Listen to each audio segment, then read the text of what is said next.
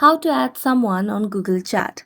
Hello everyone, welcome to this channel. I'm Emily and I'm here to help you out today. So without any delay, let's get started. So first of all, go to the Play Store application and make sure that you have the latest version of the Google Chat application on your device.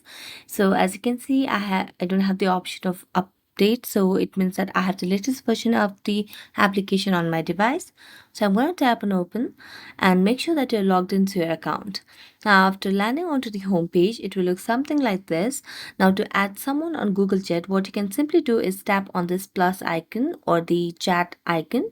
Now, tap on that, and here you can just mention any person's name, or you can just mention their Google or Gmail account.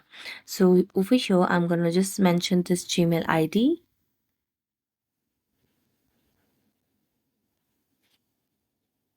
And then tap on done. And there you go. You have added the person on Google Chat. So thank you so much for watching this video. See you next time.